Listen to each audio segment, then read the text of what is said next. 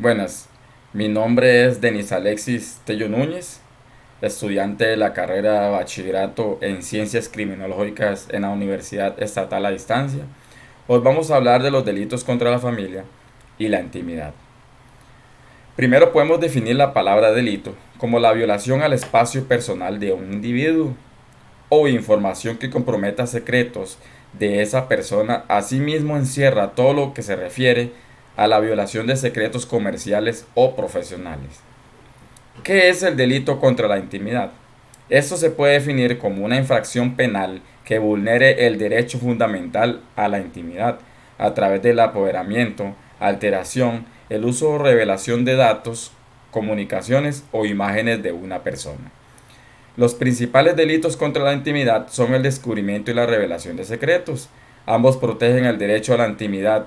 La protección a la intimidad supone excluir el conocimiento o la presencia de terceros en ciertos aspectos de la vida que mantenerse privados o reservarse en el conocimiento de un determinado grupo de personas. Entre ellos podemos mencionar algunos delitos contra la intimidad. 1. La revelación de datos o secretos en archivos o registros. 2. Ataques en la intimidad que afecten al núcleo más importante de esa intimidad. 3.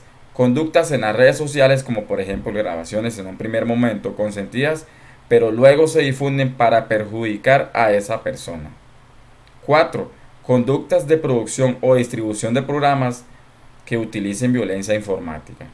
5. Y última, actuaciones que atacan el secreto laboral. Además, podemos mencionar que también que los delitos contra la familia o violencia intrafamiliar es toda acción u omisión protagonizada por miembros que conforman un grupo familiar, por afinidad de sangre o por afiliación, y que transforma en maltratantes las relaciones entre ellos, causándose daño físico, emocional, sexual, económico o social, y varios de ellos.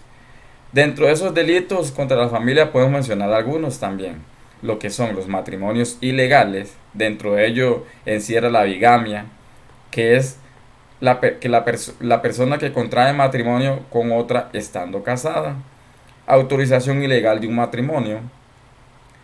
Los delitos en el estado civil encierra la alteración o supresión del estado civil, fingimiento de embarazo o parto. También lo que son los atentados contra la patria y potestad, encierra la sustracción, el robo de un menor o la inducción o la fuga de un menor. Por último, la omisión o asistencia familiar, encierra lo que es la omisión de prestación de alimentos y el abandono de una mujer gestante en situación crítica. ¿Cuáles son las diferencias entre la violencia familiar y la violencia de la intimidad? La diferencia entre ellos es que en uno se ven involucradas las familias dentro de su entorno causando distintos tipos de maltratos como los antes mencionados en lo que respecta a la violencia familiar.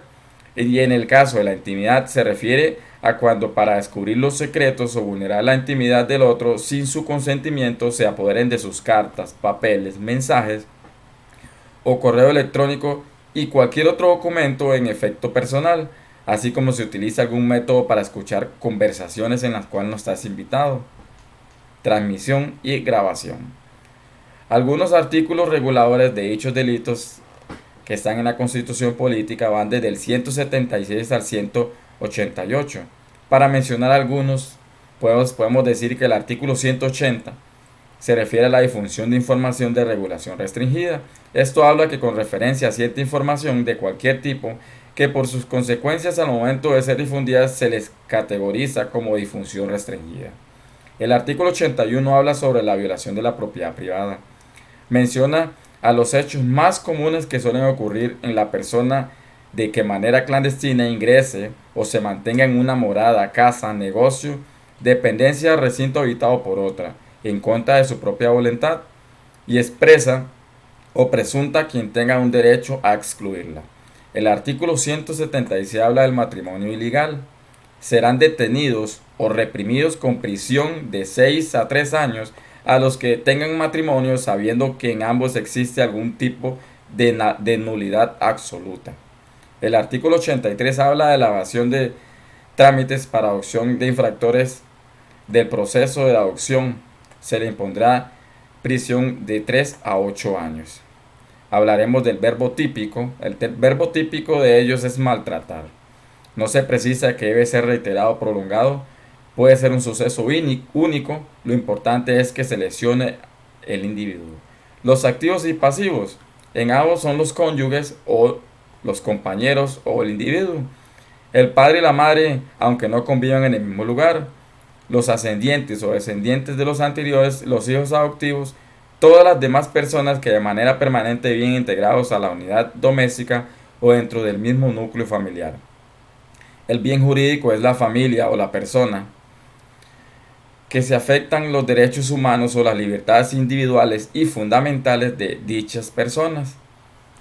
En conclusión, ¿qué podemos decir en conclusión? Se debe atacar de manera más amplia y severa, dando mejores y más adecuadas medidas de protección para las víctimas de violencia familiar y de la intimidad. Estas penas o sanciones deben ser más duras y más rígidas, además de ser efectivas contra sus agresores. Así se deben efectuar campañas sociales de información para que la sociedad anuncie todos los actos de violencia. Se deben crear programas sociales que concienticen a los miembros de una sociedad a fin de que entiendan que no es recomendable ni sano que vivan en ambientes violentos y que entiendan que la violencia es mala y no trae buenos frutos.